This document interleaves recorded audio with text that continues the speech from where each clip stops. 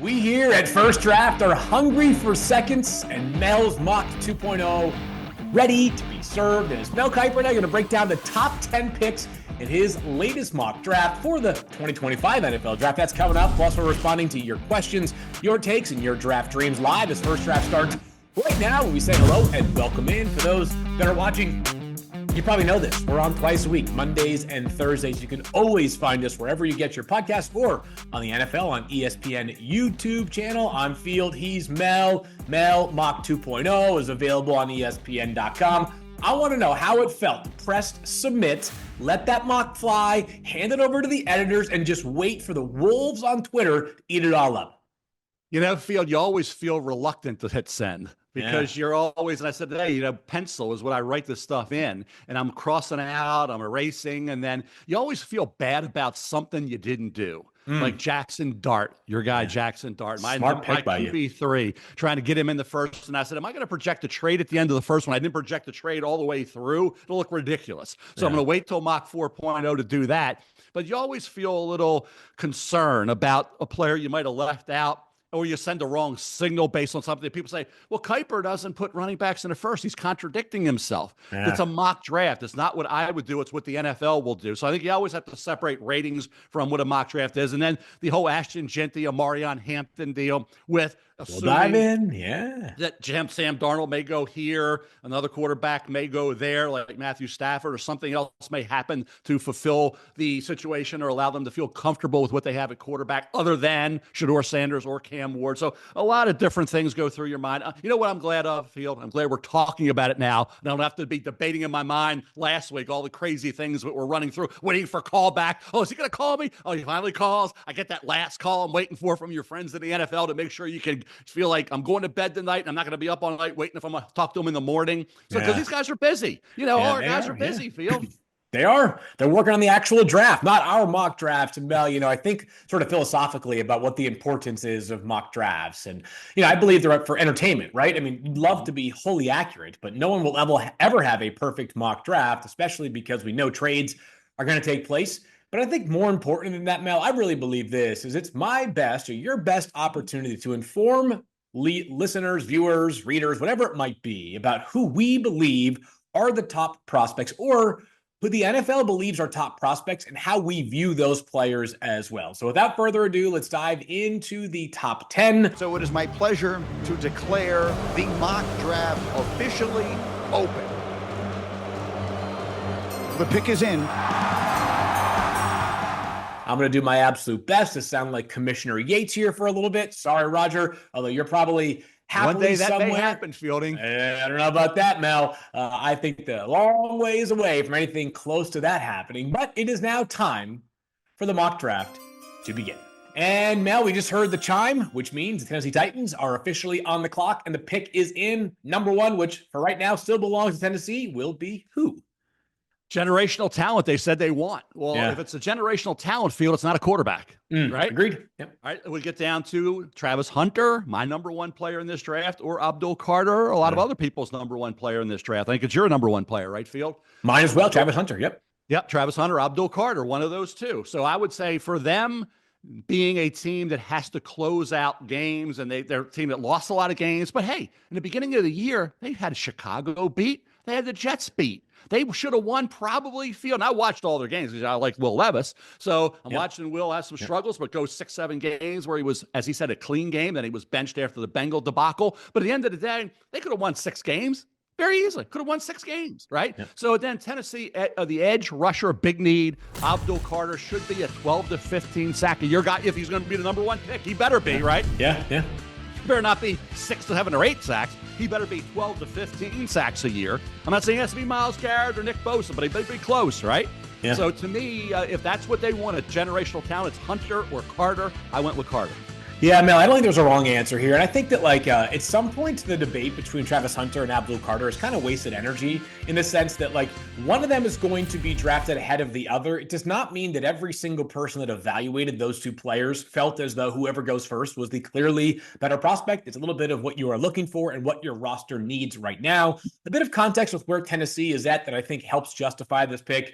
We got news earlier in the week. The team is open to trading Harold Landry, their top pass rusher last year, amongst their edge rushers, who has the ability to now seek a trade. They're trying to go young, and other than Jeffrey Simmons, I don't think there is a young, and even Simmons is starting to get older now, but there is no blue chip prospect amongst their pass rushing group that makes you say this would not be a major need for Tennessee. On top of that, the fundamental difference that I feel that separates Tennessee from Cleveland and the Giants and some other teams like the Raiders is that while you're more optimistic on Will Levis than I am, Mel, Tennessee doesn't need to at this juncture of their process. What I mean by process is the head coach in place and the general manager in place. Mike Borgonzi has been on the job for, I don't know, a month, maybe a month and a week so far, right? They don't need to force the issue here. They're not coaching or GMing for their jobs in 2025. So I don't think they need to press the issue of quarterback. And while, again, you're more optimistic on Will than I am, you can at least credibly give it one more shot to see if a guy who was a second-round pick just 2 years ago, who some thought could easily be a first-round pick, can develop into something. So 1 pick down, 9 more to go for this episode here, Mel. The Cleveland Browns are now on the clock, a team who for many years had found its way back into being competitive, and then the bottom fell out this past year. With the number 2 pick in the draft, the Cleveland Browns do what? They take a quarterback, and this is what my intel, this is what you go to the NFL for. And it's teams, what are they hearing? And one of my key guys says, hey, I'm hearing Cleveland is taking a quarterback. Yeah. And you think about Joe Burrow, Lamar Jackson, the division, the AFC, reset it. I mean, go start over basically after that disastrous trade for Deshaun Watson, worst trade probably in NFL history. So for Cleveland, who's going to give you hope moving forward? And you know there's going to be some rough moments. You know, this isn't going to be Shedeur and Cam being Caleb, Jaden, and Drake and Bo Nix. I don't think that's going to happen. So you said develop, right? Yeah, I get what Tennessee's doing. I have hope for Will Levis, but I get bring somebody else in because you never know, and your job depends upon that. And you can't wait 5 years for a quarterback anymore. You could back in the 80s, you can't now. So I think we're for Cleveland, Cam Ward, why over Shedeur? He's, for what they say, and I'm a Shedeur guy. He's my QB1. But who's more the NFL way of doing things? Who suits more the way the NFL is doing it? The way that they're doing it in terms of mobility and escaping, not putting pressure on your offensive line, as much pressure, and being able to do things that somebody else can't do. See things, have eyes in the back of your head, spin out of pressure, right? Roll left, roll right, do creative things with arm angles and all that stuff. That's the guy that we talked about, and he did it in Pullman, Washington. Think about Miami. Well, what do you want to? Somebody said to me, whether he played at Miami. Well, he played in Pullman. Yeah. Okay. After Internet Word, he went to Washington State. So dealing with weather in Cleveland, dealing with weather in Baltimore, Cincy, Pittsburgh. Okay. Arm strength, cutting through wind is important. Tight spirals, cutting through wind is important in that type of environment. So for me, that's why I went to the Cleveland Browns at pick number 2, Cam Ward, quarterback, Miami. Yeah, and by the way, amongst the people that are now echoing that sentiment, Adam Schefter, who I don't think he could have been more clear in his stance, right, Mel? I mean, when we were doing the mocks on Tuesday, the TV show as well that aired on ESPN2, Schefter said, of all the things that I feel, and I'm paraphrasing a bit, but basically the thing he feels most confident in at the top of the draft is the Browns taking a quarterback. Now, does that mean that if they acquire Kirk Cousins and sign someone else that they won't necessarily, they will take a quarterback into? It does not, right? They could bypass one. But for now, certainly seems like a lot of signs are pointing there, Mel. Go ahead, Mel. What do you got? What you just said, I'm laughing now. I wasn't laughing yesterday. I was sitting here nervous. I'm nervous as all get out when Adam's on with us, because I don't call Adam, and I purposely don't call Adam, because if I'm going to call Adam to tell me what's going to happen, Adam should do a mock draft, which we hope at some point Adam it will be amazing. All right. So I don't call Adam because I don't want him to say something. But when he comes on, I'm always worried he's going to say, Mel, you should have called me. You should have called me. I could have told you that was either not going to happen or something I knew was going to happen. I could have helped you with. When he said Cleveland's taking a quarterback, felt pretty good. Big sigh of relief. Yeah. Oh, yeah. It felt pretty. Yeah, well, it was a big sigh of relief because I'm nervous. Every time Adam's coming on a show with you and I, when it's a mock draft later, he's going to be looking at me and say, Mel, why the hell didn't you call me? We've known each other for 50 years. What are you doing? So I purposely don't, but I do wait until the time of the mock to say, boy, is he going to give me a stamp of approval, or is he going to say I'm crazy? So you said, as you said, Phil, when he said Cleveland taking a quarterback, it worked in unison with what I had heard from my intel. They were all on the same page that Cleveland is taking a quarterback. And whether it's Cam Ward, Sanders, there's going to be a QB at pick number 2. Yeah, Mel, as you know, I'm a Cam Ward over Shedeur Sanders guy in a vacuum. What's interesting, though, is that I could make the case. If you think back to when Kevin Stefanski's offense was playing better, right? Like, and there was a time where, I mean, not really in Cleveland with Deshaun Watson. It's kind of always been bad with Deshaun, but I think back to even his Minnesota days, right? Who was the quarterback he had the most success with? The answer is Kirk Cousins. Part of the reason why I think Kirk Cousins could end up in Cleveland if he is released by the Falcons. But also, I think Shedeur profiles a lot closer to Kirk Cousins than Cam Ward does. Like, it's not even close, right? I mean, Shedeur is much more in the archetype of Cousins than Cam Ward is, which makes me feel like there is a chance the team could lean toward Shedeur Sanders if they're kind of getting back to the Kevin Stefanski roots. But make no mistake about it. I'm going to use the word again. The context is so important here.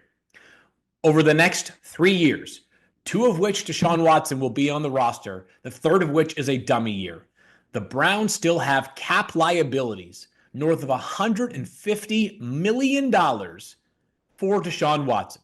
He's not going to play this year because he retore his Achilles. And if he plays next year, Mel, I'd be surprised if he's anything more than the backup.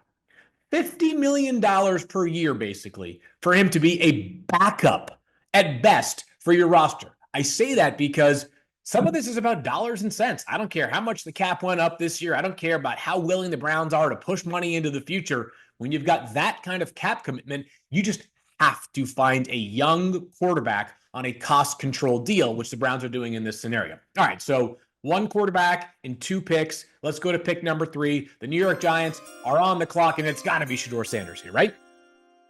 You know, Matthew Stafford's name keeps coming up for the Giants. Are they going to go a different option? Remember, keep in mind, the GM and the head coach better win. They better win. They got an extra year when people didn't even expect them to get this year of 2025. So I think they want to go through another bad year. And if you have a rookie quarterback, I don't think these 2 are going to be like the quarterbacks last year. It would surprise me if one of these 2 or both had great rookie years. Yeah, okay? I agree. Dan Marino was a great rookie, right? But in the 6th game got in there. But, you know, John Elway wasn't. And John Elway turned out to be one of the greatest quarterbacks of all time. So, you know, this rush to judgment on young quarterbacks is ridiculous, but that's another hour for another day. But I think we'll have plenty of that. This pick, I went with Travis Hunter. Yeah. The all-around, do-it-all. It's funny, when I'm doing the positional stuff for the first round, I said, okay, he's dual. So I couldn't put him as a defensive player and offensive player. I just put him as both ways. We don't know what he's going to do.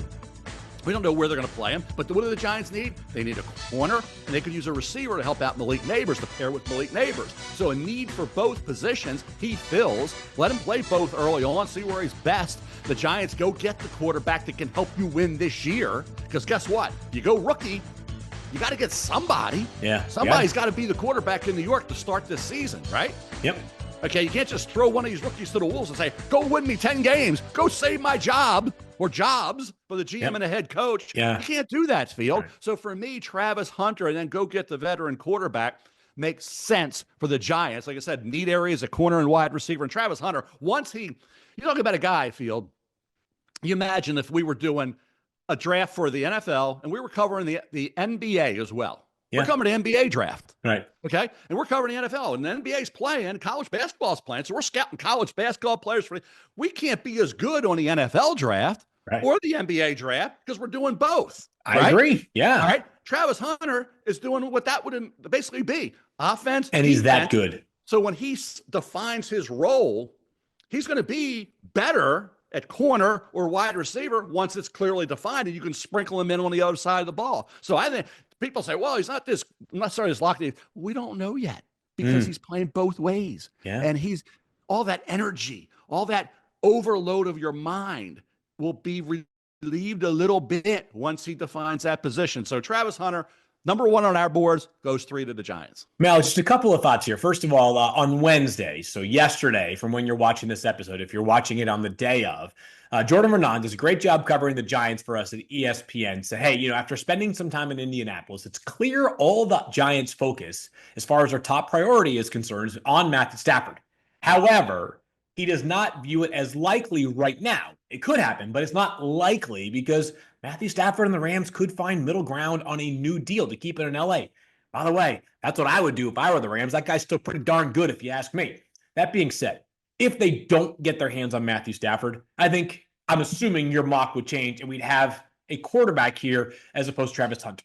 But on Travis Hunter, Mel, I was trying to figure this out. I was trying to think of the way to describe what watching Travis Hunter is like. And I'll be candid with the audience right now, Mel.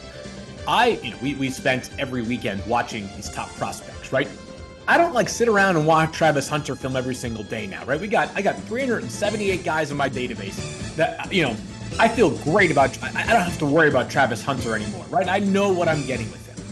But because there are a lot of people that are jumping into the draft circles right now with the combine upon us and eventually the draft coming into full focus, I felt I owed it to myself to go back and rewatch Abdul Carter and Travis Hunter. And I love Abdul Carter. I think he is a very, very worthy top 1 or 2 player overall.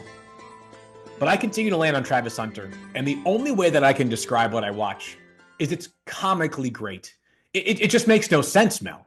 Again, I really believe he was just a wide receiver, he'd still be in the conversation for a top 2 overall pick. If he was still a corner, maybe a little bit less so, only because the positional value of corner is not viewed as quite as premium as wide receiver is. Just check the contracts for Pat Surtain versus Justin Jefferson and that $10 million per year difference, which underscores that point. But it's comically great, Mel. I'm not overthinking it with this player whatsoever. Malik Neighbors and Travis Hunter would be the most exciting pair of teammates, maybe in the entire league, certainly for a long time, with the New York Giants. And one other thing, Field, just to put a bow on this. Yeah. Stafford's is 37, right?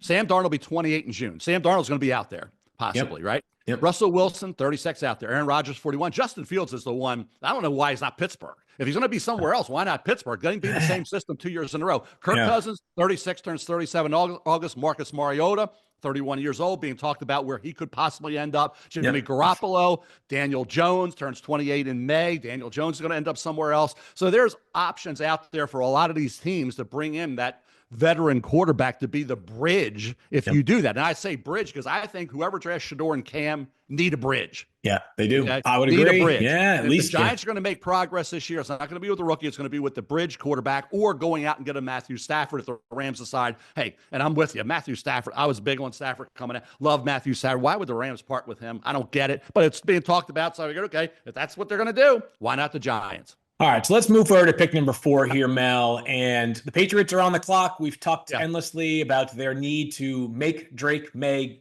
better, make him great, because we think he has the capabilities to get there probably in short order. So what do the Patriots do with pick number 4? This is a tough one.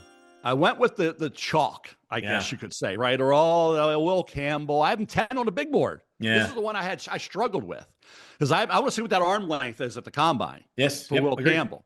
Is going to be a right tackle. Is going to be a guard. If he's you're not taking him in at the 4th spot. I would agree. Josh Simmons, to me, is the best left tackle, but he's coming off an injury. Yep. Could they move off of 4? Will this be a spot for, say, the Jets to move up and get the quarterback, the Raiders to move up, whether it's here or whether it's Jacksonville at 5? So I think Jacksonville could say, hey, they could say to the Raiders at 6, you want Shedeur instead of the Jets, come get him.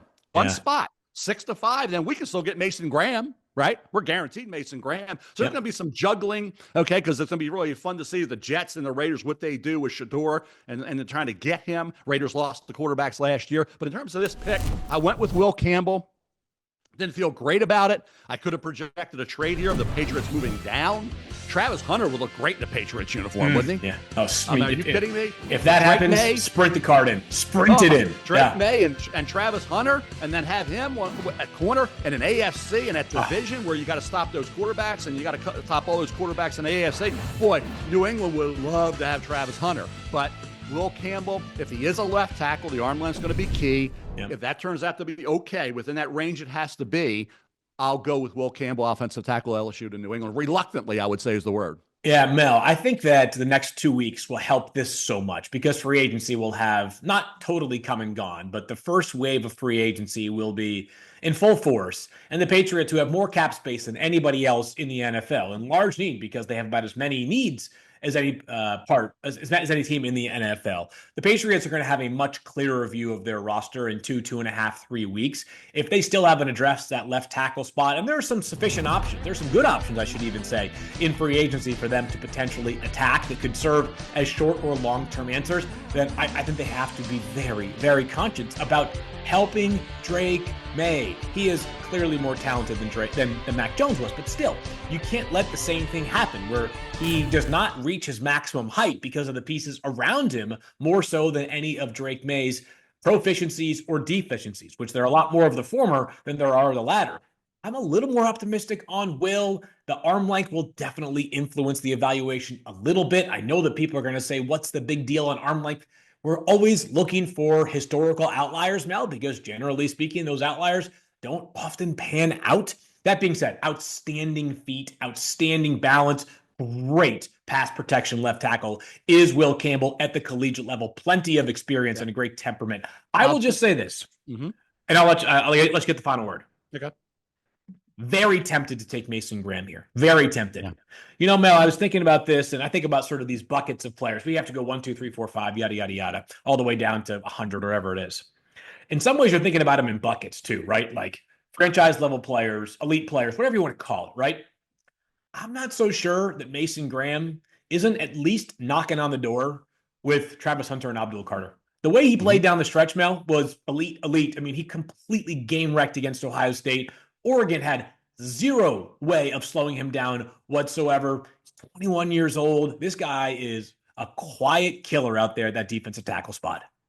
I can agree with you more if you said it right before. Mason Graham is my third highest rated player on the big board. Okay.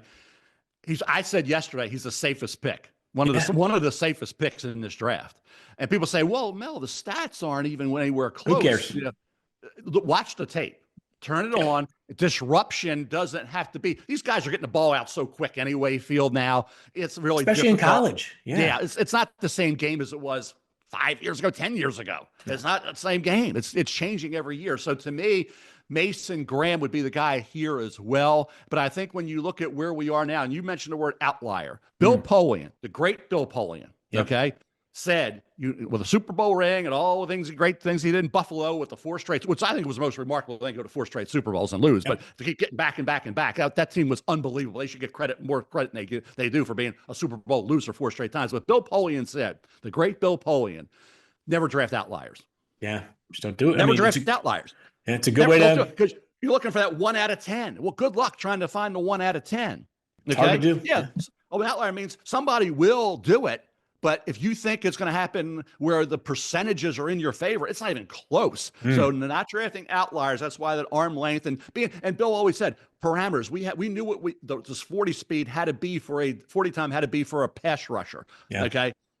That's out wide. That wide pass. Who's going to be that? What's that 40? And you got it. And if you deviate from that, there'll be somebody who'd say, well, this guy ran this. He wasn't in that range, but that's an outlier. Yeah. So you got to have, you know what it takes to not draft outliers? Discipline. And to be a great general manager, personnel evaluator, whatever, director of football operations, you got to be the alpha in that room, and you got to make sure everybody has discipline in their approach, is disciplined in their approach, and doesn't jump at the opportunity to say, well, this guy's going to do something nobody else did. Outliers, you should not draft. All right, so let's go to pick number 5 here, Mel. And I fear that perhaps there's not a whole lot to say because you and I see the players so similarly. But the Jacksonville Jaguars, with their new general manager, James Gladstone, I think is the youngest GM in the entire NFL. The Rams have been doing some great stuff on the draft front recently, so I like the hire by that reason and that logic alone. Who are the Jacksonville Jaguars taking at 5? Yeah, success with one team doesn't guarantee success with another. That is the truth. We've seen that. Remember all the Patriots moved on,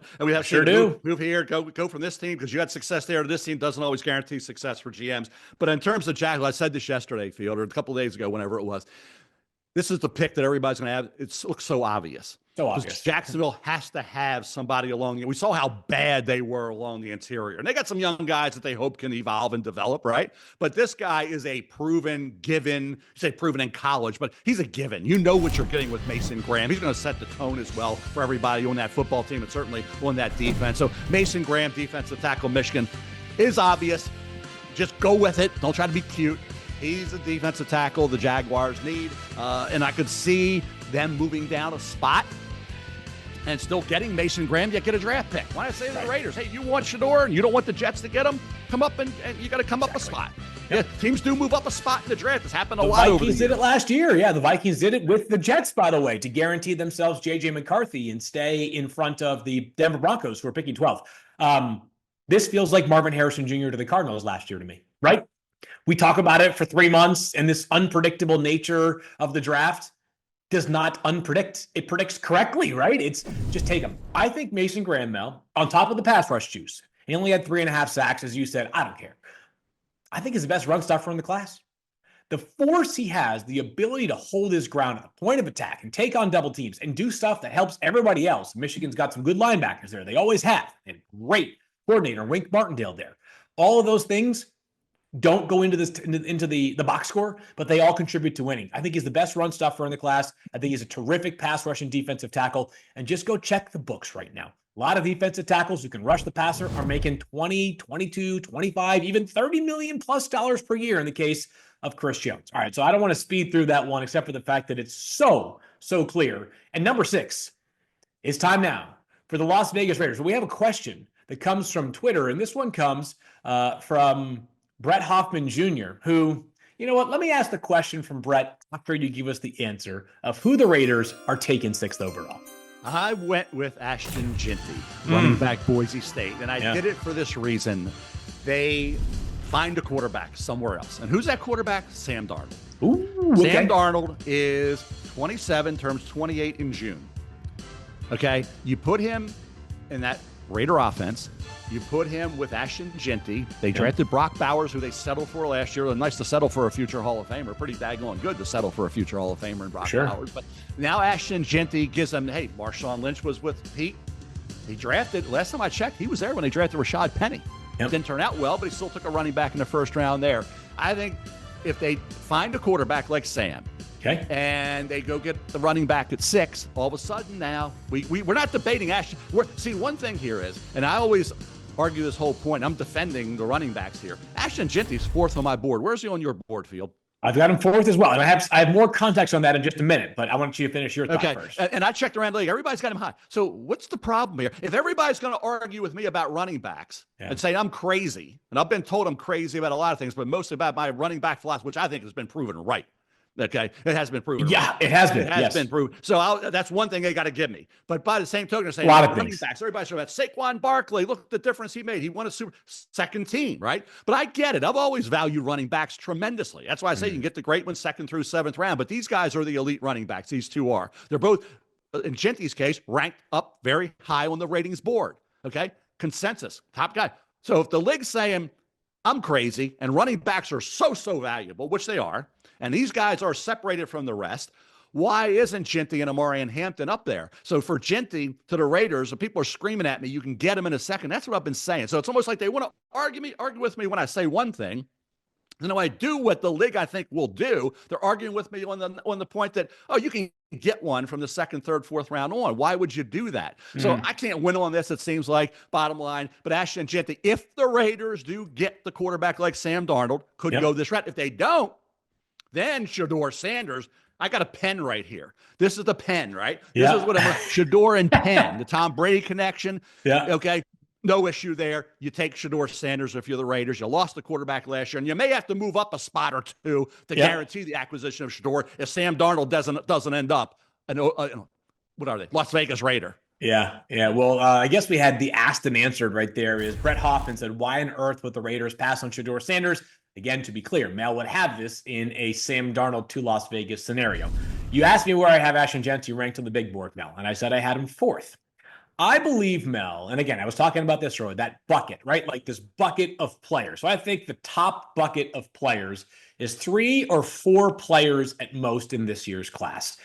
Travis Hunter, Abdul, Carter, Mason, Graham, Ashton Jeanty is the way that I categorize those 4 players. And I bring this up, Mel, because the gap between 1 and 2 can be different than the gap between 4 and 5, even though it's just one integer apart, right? So I think it's important to note that while Ashton Jeanty plays a position where you can find a lot of great options in this year's draft class, and while the Raiders, if they don't have a quarterback, are in a major pile of trouble if they draft a running back 6 overall and run it back with Aiden O'Connell or something like that, given the circumstances you laid out, I understand the pick. I had Jeanty going far too low in my last mock draft relative to my rankings. We just don't know if the league at a position that has traditionally been devalued, even if we saw great years from Saquon and Derrick Henry and Josh Jacobs this past season on new teams. Keep in mind, those 3 guys were also in the league the year prior, and all their teams, the Titans, the Giants, and the Raiders, stunk to high heaven. So oftentimes a great running back can kind of be more the icing on the cake than it can the straw that stirs the drink towards long-term sustained success. Before we get to pick 7 in New York Jets, I will say this so everybody's out there aware of where the running backs are ranked. Yep. And you tell me as well what you think. I have Jeanty at 4. I just was checking. Jeanty at 4. Yep. Amarion Hampton at 19. My next running back is Caleb Johnson right now out of Iowa. He's at 45 because the big board is 25 on ESPN.com, but we all have our ratings up there. It's like 200-300 players. 45 is Caleb Johnson. So that goes, you think about it. 4. Yep. The number 1 running 19. back. 19 for the number 2 running back, Hampton. 3 is at 45. That's Caleb Johnson, Iowa. Yeah. So just put that in context and realize why guys may go where they are. And there's a host of other running backs in that 2nd, 3rd, 4th, 5th round range. 30 running backs, I think 31 or 32 right now have draftable grades for me. Where do you have Hampton on your board right now? He is closer to, and I'm sort of redoing some of my top 25s, and I'm going to actually, I've redone them going into the combine, and I'm going to do it again at the end of this weekend because while it's not the only thing that matters, of course, Mel, it is going to influence the draft, right? I mean, it's going to influence the draft based on how guys perform this upcoming weekend. I've got them right outside my top 25. It's like borderline somewhere in the 26 to 30 range for Amari. Where's RB3 on your board, Field? It would be closer like 35 to 40, which would be Caleb Johnson. Who is Caleb RB3? Johnson? Yep, we're in agreement there. Caleb Johnson. My 4th ranked running back is Travion Henderson, who might be more like Dylan Sampson from Tennessee. 41 to 45. Sampson's at Sampson, I think, is 62. Okay, so we have a bigger gap there. But anyways, the point is that the gap is big enough for me between RB1 and RB2 that I understand the Ashton Jeanty pick. We'll hash out the Amarion Hampton pick more in a future show, which is coming around the corner. But let's get to pick number 7 here, Mel. The Jets are on the clock, and they haven't officially made the move because they can't, but they are going to release Aaron Rodgers. They've got a quarterback problem. Where do they turn? Well, you got Tyrod Taylor, and Tyrod Taylor is the bridge quarterback to the drafted quarterback, which will be Shedeur Sanders. And I'm at 7. I get it. It may not happen. It could if the Raiders do get the other quarterback I talked about in Sam Darnold, or if the Jets want to move up. They know. Hey, they'll know the lay of the land. Hey, we're still. Last time I checked, in February. Okay, we're in February, March, and then April 24th. Right, is draft day. So you got a long way to go. Between now and April 24th, the lay of the land will be determined, right? Yep. So the Jets will know, and the Raiders will know what they're doing at quarterback. So they'll know what the Raiders did, and they'll know what they need to do because of that. So one move is going to affect everybody else's thought process, okay? The Raiders get Sam Darnold. They drafted a quarterback at 6? No. Yeah. All right. So you'll know all this. It'll all lay out perfectly, and then you can determine what you want to do. Hey, I got to go from 7. And guess what? They could go to 4 and I got to go to 4. Yeah. Okay. I may have to go to 5. Okay. To get this quarterback, you have to go ahead of the Raiders if the Raiders don't get Darnold. So it's going to be fun how the jockeying for position is impacted by these decisions, and whether Shedeur or Cam Wood, whoever doesn't go to Cleveland at 2, is going to be, irregardless of how everybody views these quarterbacks field. That 2nd quarterback off the board is going to be a hot property. Yeah, Mel, I was asked this on Denver radio yesterday, and the station that broadcast the Colorado games, by the way, as well, where I wanted Shedeur Sanders to land. And I said, it's less specific to the team. It's more specific to this dynamic, Mel. I want this for both of these players. The odds are not likely that it happens this way. But I want Shedeur Sanders, because we're talking about him in this context, to go to a place that has a young coach and a young GM in terms of how long they've been there. So the idea is they've got a leash to grow together.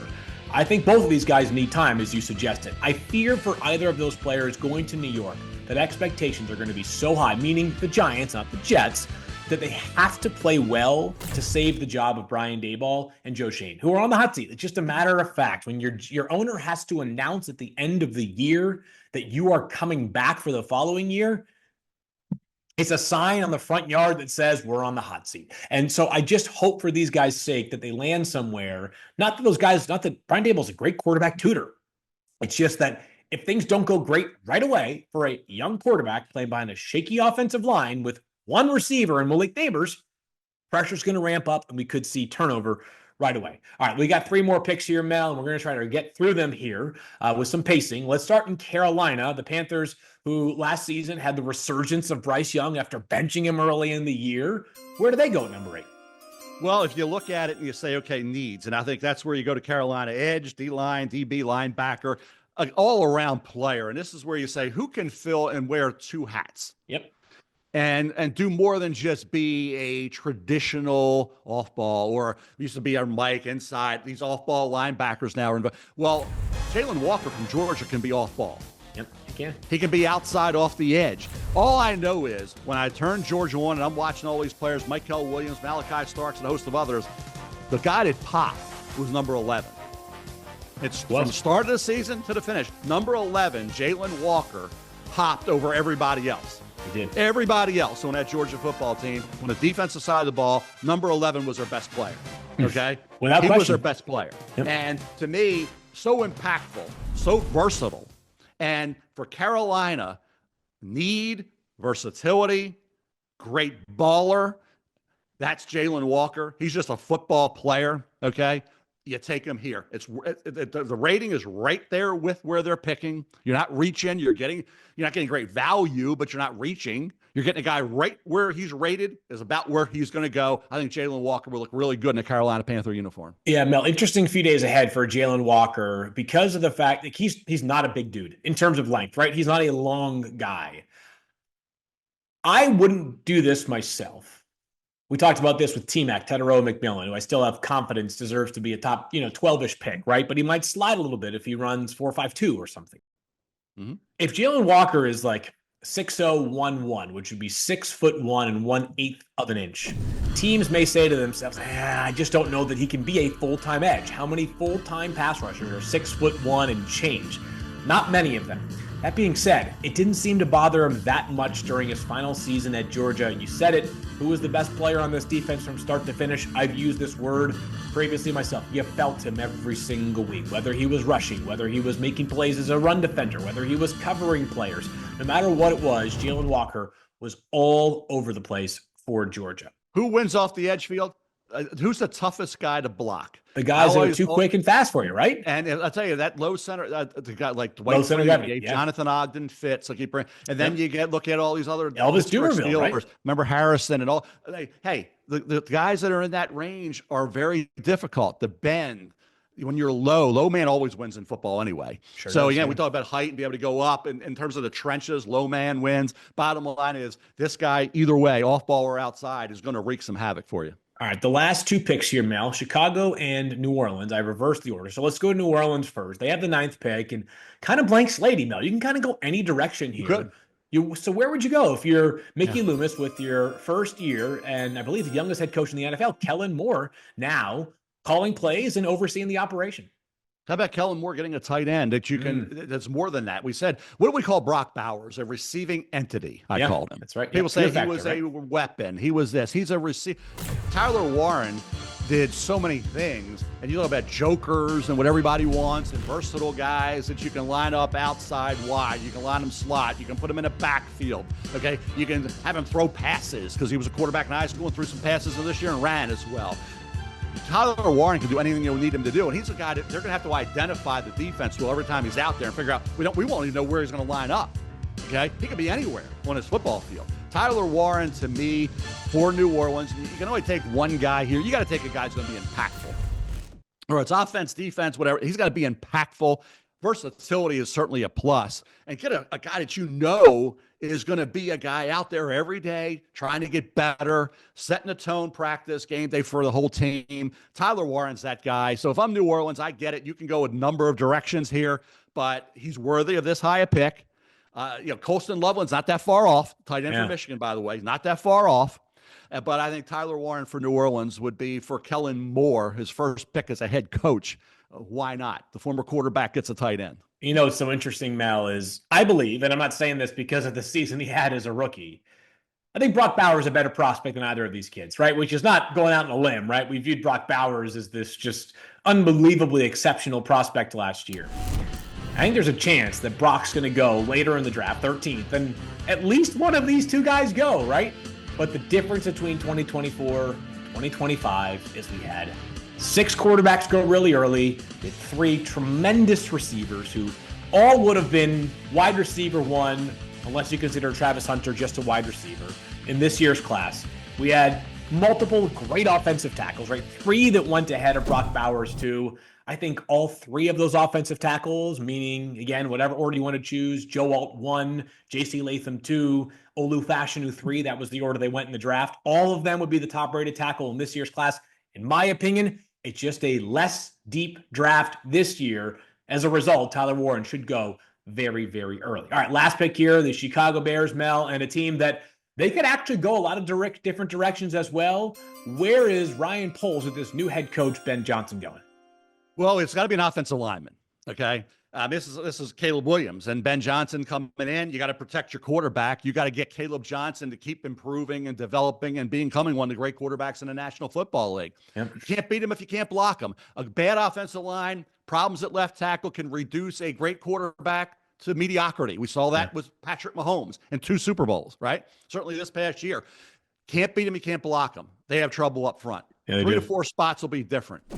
Josh Simmons, left tackle from Ohio State, up until October 12th when he got hurt against Oregon, was playing at the highest level of any offensive tackle in this draft. Yeah. He cleaned up the penalties. He'd become a great player.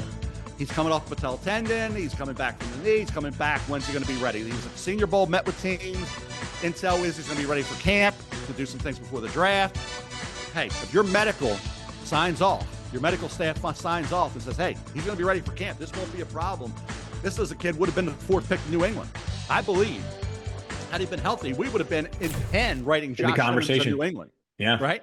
Yeah. A totally different conversation. So now at 10, when San Francisco at 11 could take him, I got to believe the Bears could go, especially with Kelvin Banks Jr. not being the player this year we thought he would be at Texas, right? So again, Josh Connolly Jr., I like the thought about Josh Connolly Jr. here, but that's a little high, right? Yeah, so agreed. Then you say, okay, Armand Membo from Missouri, but yeah, hey, we want a left tackle, a right tackle. Yeah, he'd be a right tackle, right? Yep. So right, exact right tackle guard. So now all of a sudden you go to the left tackle who would have been a lot higher had it not been for the injury. And now we're getting him at 10 where we wouldn't have gotten him had he not gotten hurt, right? Yep.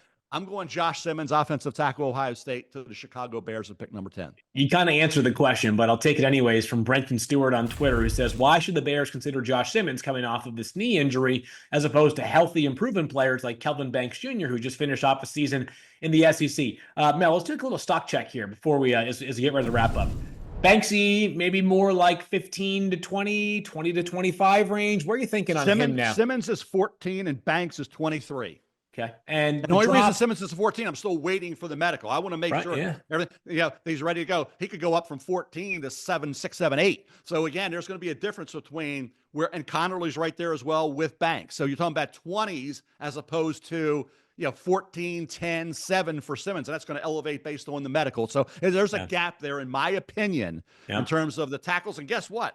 Would you have had Will Campbell ahead of Josh Simmons if Simmons would have been healthy all year? It would have been a great debate. I think I probably would lean toward Josh Simmons because that's a tricky one now, right? It's like there's so much polish and it's so easy to understand why Will Campbell's going to go really high because you got 3 years of him doing it at that left tackle spot. And by the way, protecting for Jaden Daniels and then Garrett Nussmeier is going to be a high draft pick next year versus Josh Simmons. You've got less than, you've got San Diego State to start, played right tackle, played guard, limited exposure at left tackle.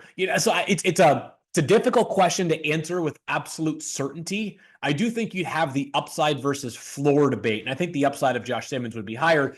My guess is this, and this tends to be how things go with all the big medical question marks, Mel, is you're going to find teams that are going to come out of Indianapolis. They're going to be bullish on Josh Simmons' medicals. Their doctors will be, and they'll say, he is a top 10-ish player in the entire class. There are going to be others that are going to say, I'm just not so sure, right? This happened to our guy, Troy Fautanu, right before the draft last year. Remember, we were talking about this guy deserves to be a top 10 pick. Every evaluator I talked to said the film was top 10 good. And there was a little bit of a medical issue late in the process. Next thing you know, he drops to 21 or 22 to the Steelers. It's going to just be what the doctors say. If we're just watching from the eye in the sky, it's not a debate. He's a top 10-ish prospect, but every doctor is a little bit different. Every team's tolerance will, as a result, be a little bit different as well. And also this field, think about with Will Campbell. They say, well, if he's not the left tackle, he could be a right tackle or a Pro Bowl guard. Yep. So he's going to be able to move around. We saw it. Hey, a lot of guys, keep in mind, remember Ogden played guard as a rookie because they had Andrew Jones, right? But forget that. A lot of these tackles had played guard because they knew they were the heir apparent, right? We talked about even with San Francisco, Trent Williams who the heir apparent would be. Josh Simmons if he dropped to 11. So that makes so much sense. The versatility of Will Campbell, and as you said, Simmons played right tackle already, so he's got that dual versatility. But for Simmons, assuming for Campbell, left tackle, right tackle, guard, that's the safety net for New England. They know some way, somehow, at whatever position, Will Campbell is going to be helping Drake May, right? We know that. So that's why the 4th pick overall, even though it may be a reach based on where he's rated, that's why Will Campbell is still being talked about, and I have him going to New England at pick number 4. Yeah, I mean, again, a high floor player. I do think has a high ceiling still for Will Campbell. If that arm length is 33 plus, Mel, the conversation, then we're not really having that conversation. That's the magic number. Yep. I know people get all bent out of shape about one measurement, and sometimes you got to look past a single measurement. But I feel last year, I don't read, but somebody had sent me this and said all these people were getting on me on the internet about all I talked about every pick was got long arms, long arms, short arms, arm length is going to determine, and whether you deflect a pass, break up a pass that maybe would have been caught, right? If you're a corner, arm length for a corner, safety determined by that it's a game of inches, right? So then you think about offensive line. Don't let them get in your body. Defensive line, offensive line. It's all about that. Arm length, right? So for me, all the position, tackling, longer arms, maybe a better tackler, right? Get your hands on a guy. So arm length is important, but everybody was getting on me on the internet. I think I said last year probably a little too much. Okay, maybe a little too much. No, I'll back off a little on the arm length, long arm, short arm deal this year. I'll try to keep everybody happy on that end, but I got a lot of heat for that last year. Trying to measure mine right now. My right arm might not be as long as my left arm. I'm still working on my flexibility from that shoulder injury. But I'm about 35, 36 back pretty good, arms. Field. I know. I got about an 80. You did a good job, pal. I know. You're telling me, Mel. I feel like I don't know about $1 million, but I feel pretty good. I'll tell you that much. That is for sure. I love these. I love the mock shows. I absolutely love mock drafts. They're entertaining. They're informative as well. We got 11 to 32 today, right? We got 11 to 32. 11 to 32. You'll see it soon enough, Mel. We're certainly going to dive into 11:30 to 32. I promise we'll get into those that's next gonna be week. Fun. That's going to be fun. Some spicy ones in there. That much is for sure. A reminder, we are going to continue with the rest of that mock. We're also going to recap the Combine, of course, the main attraction of this week. But don't forget to subscribe wherever you get your podcast to First Draft. Or if you're watching on YouTube, hit that subscribe button. You will not miss a single episode of First Draft going forward. For Mel, I'm Field. We'll talk to you guys again on Monday.